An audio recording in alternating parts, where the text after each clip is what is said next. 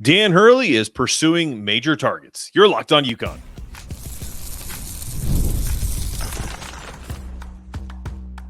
You are Locked On UConn, your daily podcast on the UConn Huskies, part of the Locked On Podcast Network, your team every day. Thanks for making Locked On UConn your first listen every day. We are free and available wherever you get your podcasts as part of the Locked On Podcast Network, your team every day. Do me a quick favor. See a little button on the bottom of your screen. Click subscribe. Helps our channel grow and our audience grow. And frankly, I truly appreciate it. I also would like to say that if you're listening in your car, when you finish the show, do me a quick favor. Shoot me a 5-star review. And finally, a special shout out to my everydayers. Thanks for giving this new UConn content a shot and helping spread the gospel of UConn. Today's episode is brought to you by GameTime. Download the GameTime app, create an account, and use the code LOCKEDONCollege for $20 off your first purchase. Terms and conditions apply. Well, what do we mean by Dan Hurley is going after major targets? Well, in case you didn't know, it is live recruiting season. It has been for about a week. Dan Hurley and his staff are looking for game changers because we've talked about how to replace Alex Caravan. They feel as if they've already done so in the respect of Liam McNeely, in the respect of Jalen Stewart. So if that is the case, which I believe it to be, then the game changers that UConn is looking for is not for next year because they believe those are on the roster currently. The game changers they're looking for now are for the following class, the 2025 class. And with the recent reclassification of the number one recruit in the country, consensus, AJ Dybantsa, who is a Brockton, Massachusetts kid, who has kind of traveled, kind of a nomad during his high school career, was in Northern California. Then he recently just transferred to a school in Utah. He is now considered a senior in high school and will be up for grabs, so to speak, next season. Everyone's offered him, including all the big names UConn, Duke, Kentucky, North Carolina. I'm sure Arkansas has because of John Calipari. But it's not just about Dybantsa. It's also about Meleek Thomas. Those are the two big targets that Dan Hurley and company have really looked at. So with the potential addition of these two gentlemen, AJ Dybantsa and Meleek Thomas, they are two of the most exciting prospects in the class of 2025. First chance Dan Hurley has gotten, and along with Kamani Young at his side, we've seen these picks before. If you haven't seen them, they're all over Twitter. They've been to every single game that AJ Dybantsa and Meleek Thomas have played. Just those two. They're looking at other targets. We're not going to get into these, but these two are very special to them. There's got to be some kind of pitch that they're already preparing for getting these guys to come as a package deal. Why not swing for the fences, right? Dan Hurley and company are trying to keep this championship train rolling.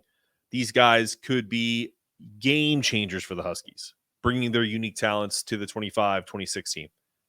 And as Dan Hurley has said, UConn is coming for everything. Every day, every championship, every recruiting championship. And to them, I think what's special about these guys in particular is not just the culture they're creating, but also they're setting standards for themselves.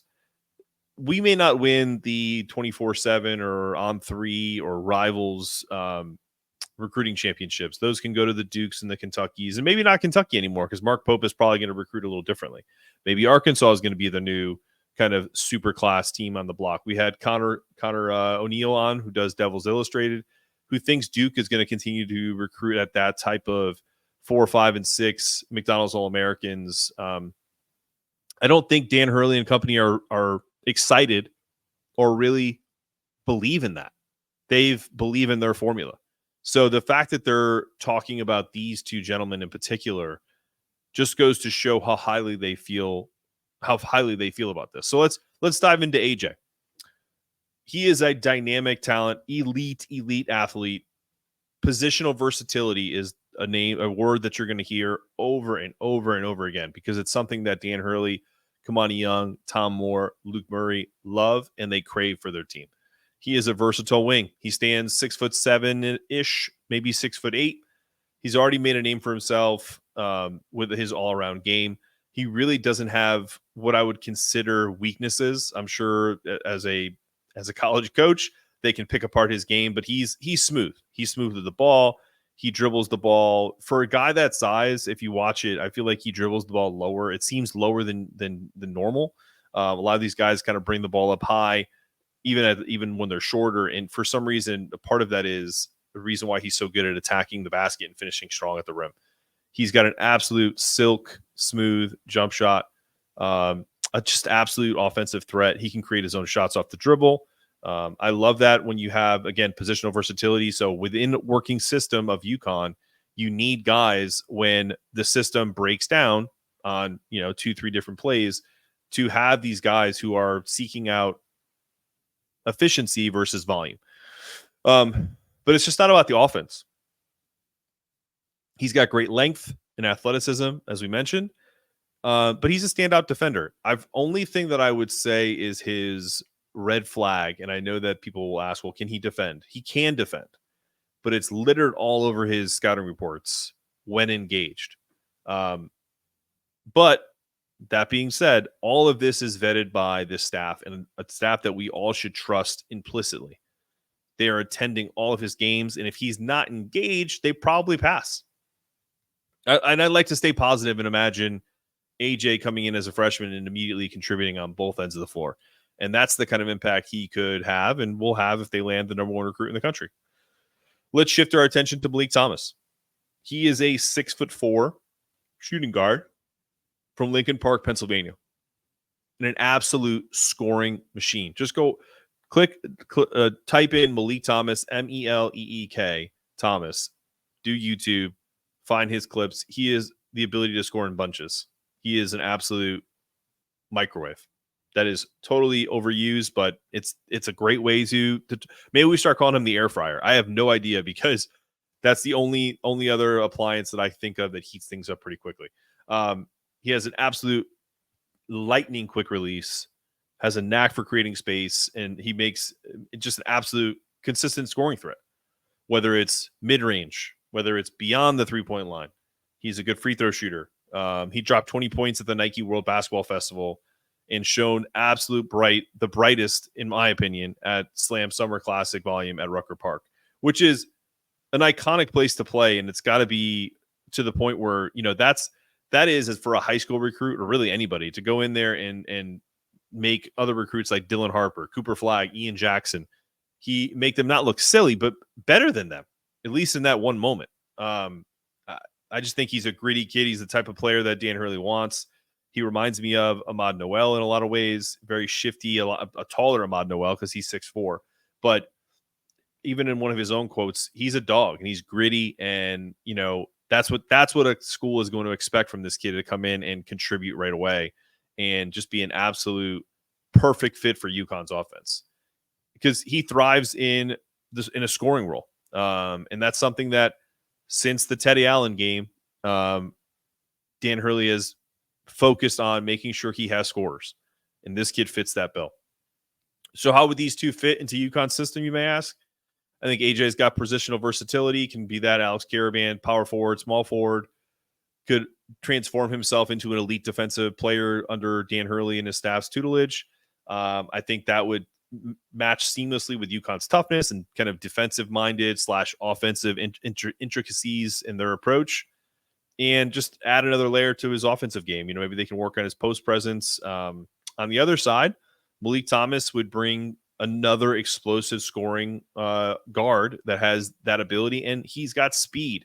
That's another thing. He is lightning fast, and really would give UConn another reliable scoring scorer out of the backfield. Was this football? Out of the backcourt, because look, these guys, you never know how long someone's going to stay, and we'd like to have a consistent level guards, freshmen, sophomore, junior, seniors, and you got to continue to add talent to your program. I apologize for yawning, guys. Look, together, AJ and Malik could form a dynamic duo that elevates UConn to new heights, which is incredible to say, considering back-to-back national championships. And the reason why I say that is it would maintain their status in college basketball as the blue blood, as all of this conference realignment is kind of going crazy around them. So true game changers, though, that even though that is overplayed, I just think having multiple 5 stars coming in as freshmen that they trust, that they believe could be next level players at UConn, just start getting used to that, guys. Dan Hurley is not going to be, looking for, 2 and 3 stars that we can think, oh, that's a nice story. They're going to progress over time. Elite athletes, notable skill sets with basketball IQ that fits UConn systems. These 2 guys have it, and I look forward to them potentially being added to UConn in the future. Coming up, we'll revisit candidates that would likely fit the profile if Alex Karaban does go pro after this.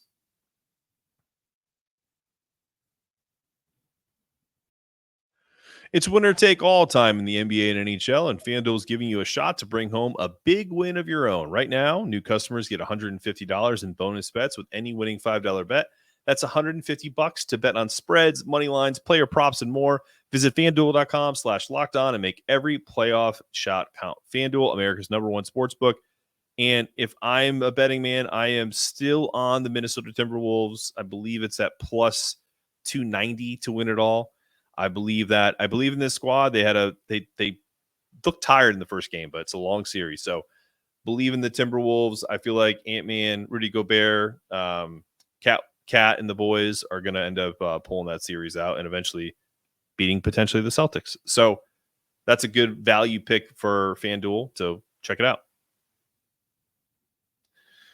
All right. So we did a show about a week or so ago about players that could be kind of not necessarily under the radar, because these are just, they're practice players, guys. Like, and whoever's listening to this, guys, gals. So if I say guys, I mean everybody. So guys, like the names I'm going to bring up, they are not big time players, because I feel like almost everybody to a man believes that if we brought in like Coleman Hawkins, or if we brought in, a guy like Great Osabor who just went to Washington, that would mess with the chemistry that's already been created. And frankly, I don't think that the staff believes that we need another 5-star recruit to come in.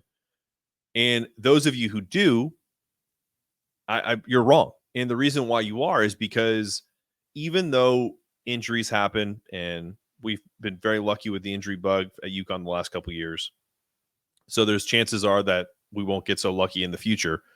But the idea that we're going to somehow add another 5-star who's going to want playing time to the mix, and that automatically means that you lied to your team, that you said that, we're set here, we feel pretty good. Because if Alex comes back, that automatically starts to drop playing time for a ton of players. So my biggest problem is, and this is where I go back and forth, where it would be nice to have, these. We don't live in a vacuum, so to speak, right? And we can't, and we're dealing with people. We're dealing with individuals who are 18, 19, 20, 21 years old. And they have feelings. Everybody has feelings. Whether you're the toughest person in the world or you're void of emotions, you still have feelings about how you're treated. So if Dan Hurley, Kamani Young, Tom Moore, Luke Murray say, oh, we have 2 spots left, let's go after 2 more 5-star, 4-star transfers, and you bring them in and they don't do well because they feel as if they're going to take over playing time for XYZ player who you've just recommitted to, then you've essentially lied to your whole team, and then your culture is gone. So they have to do a dance here where they're waiting on Alex. It's T-minus 5 days, so enjoy your Memorial Day weekend. But if he doesn't come back, then you still have to get one more guy, because they don't think they're going to need 12 players. They don't need to get to 12 scholarships, but they'll have one more. I believe it would be get to 12, and then they wouldn't need 13. So they have 2 spots left. And there's one name that I keep coming back to, because I do feel as if,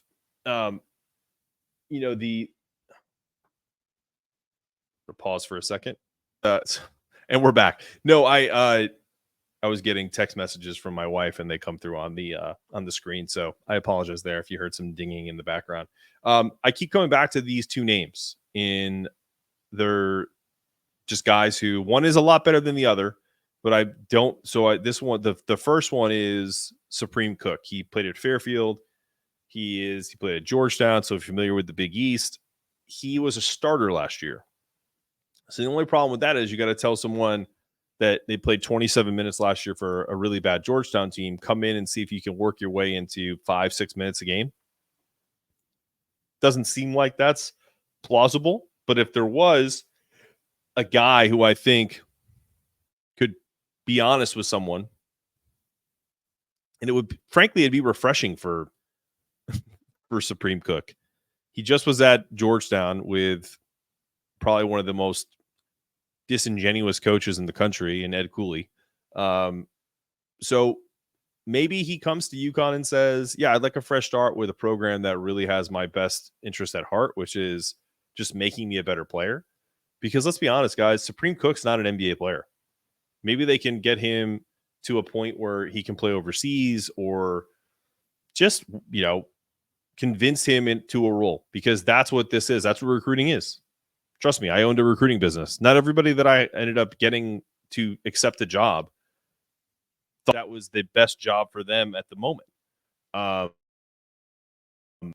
The idea behind all of this is just making sure that you're doing right by not only the player, but the players that you have on your team as well. So that's one. Supreme Cook, he averaged 10 points, 8 rebounds for a bad Georgetown team.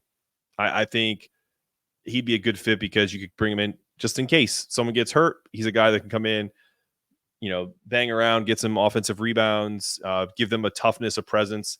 And then the other one is another former Big East player, also played in the SEC at Kentucky, is Lance Ware. Guy barely played for Villanova. I think he played a little bit against us when we were blowing them out. So again, connecting dots. He's played at a large blue blood like Kentucky. He's never really had a discernible skill set that's like, okay, this guy's a specialist. He's a good athlete, 6'9", 6'10". He has 1 year of eligibility. He'd be a low maintenance guy. He, practice, from everything I've heard, he practices really hard. Potentially could be pushing some of the younger guys like Singari, toughen up Terrace Reed. Keep getting these alerts, and I apologize if you keep hearing the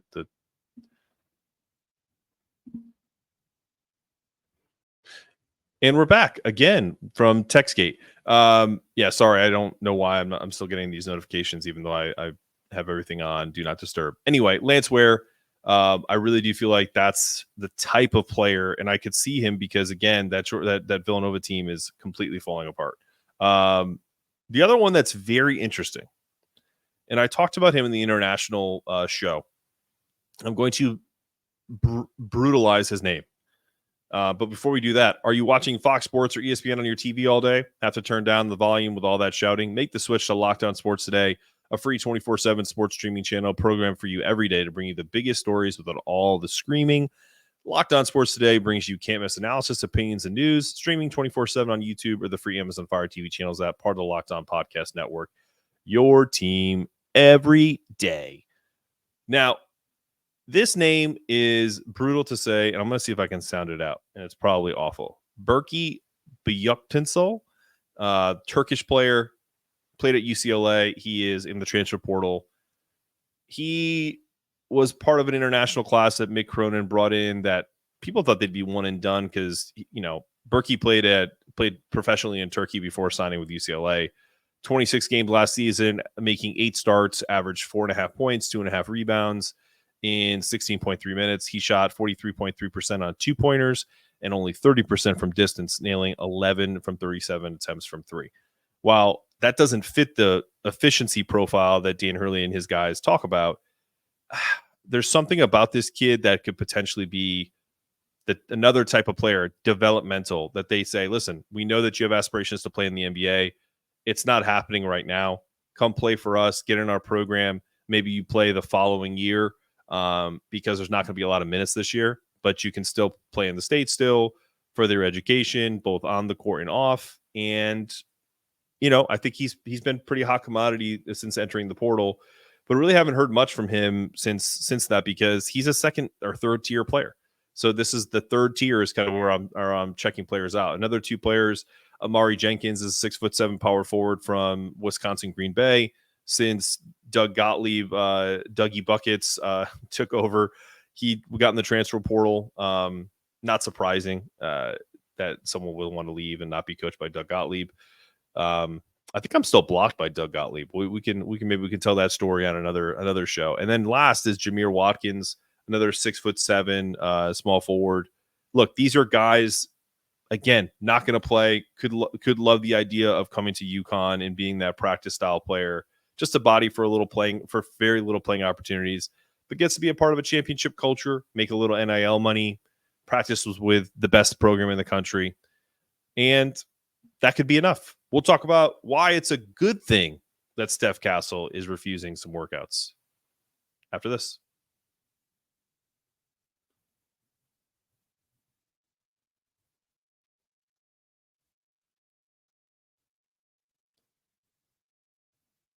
Hey, basketball fans, the NBA playoffs are here, and I couldn't be more excited. I imagine the energy, the thrill of seeing your favorite players live.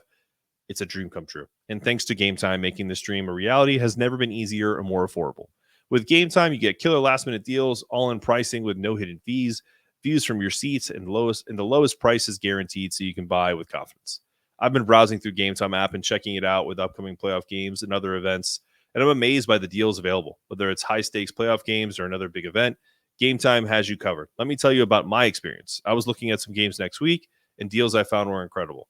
The prices were unbeatable, and with the app's easy navigation, it was a breeze to find the best seats. What I love most about GameTime is the view from your seat. You can see exactly where you're going to view and where you'll be before you buy, which is super helpful. Plus, all-in pricing means no surprises at checkout. What you see is what you pay, and for those spontaneous decisions, the last-minute tickets and flash deals are perfect for grabbing seats at a fraction of the cost. GameTime also offers zone deals, where you pick a section, let them choose the seats for you, saving you even more money. And with their lowest price guarantee, you can find a better deal. You can't find a better deal elsewhere, and GameTime will credit you. Well, if you find a better deal elsewhere, GameTime will credit you 110% of the difference. They even offer ticket coverage with job loss assurance and event cancellation protection. Take the guesswork out of buying NBA tickets with GameTime. Download the GameTime app, create an account, and use the code LOCKEDONCollege for $20 off your first purchase. Terms apply. Again, use LOCKEDONCollege for $20 off. Download GameTime today. Last-minute tickets, lowest price, guaranteed. Okay, we're back. And of course, I realized as this show has gone on, I have not had that tag on. If you want to follow me on my socials, at Mark Zanetto, CBB, follow me there. Send me a message, and DMs are open, and would love to engage with you guys. Well, look, there are whispers of Stephon Castle and his camp potentially not being willing to do pre-draft workouts for teams with starting point guards already in place. Castle views himself as a point guard, and he was a 5-star recruit at that position before arriving at UConn. A little positionless at UConn, but I understand the sentiment. So potentially interested teams like the Hornets, thank God, Trailblazers, and Grizzlies could be impacted. And of course, Steph is viewed as a consensus top 10 pick. So why is this a big deal for Stephon? To kind of set this precedent. Because unlike college, and some will argue this, the NBA is a business. And now we're here, and we're about maximizing every ounce of capital and leverage you have to create not only the best money situation possible, but setting yourself up for your legacy. And I think Steph is the best player in this draft. And he has phenomenal parents and a phenomenal support system. So I hope people don't look at this as a narrative and they put this out there in a negative way, because for him, he's got to be saying stuff like, look, no disrespect, but I'm a starting point guard in the NBA. And if you have someone entrenched, I'm not going to work out for you. I don't see the point. Let's not waste each other's times. For me, it's like I work in business development. If there's an opportunity to work with a company and it makes sense for both parties, Perfect. Let's set it up. Let's scope the work. Let's really have intentions of what this is going to be about. But if it's going to be forced, if it's just because we've worked with a company that you really love and, or you think I'm so dynamic that you'd love to work with me, whatever BS we can talk about. But the bottom line is I'd rather not work with a company if I already have seen some red flags. Like, you already have a company that you've worked with in the past that we don't necessarily like to work with, or we've heard that you're not as reliable as a company to work with in terms of communication. And that's in my world. For Stephon to look at it like, hey, you already have, like, Charlotte already has LaMelo Ball. Why would I go there? First off, we've already talked about how unserious of a franchise the Charlotte Hornets are, giving LaMelo Ball a supermax contract. So from a business side of things, maybe you do want to go to the Hornets because they'll just throw money at you regardless.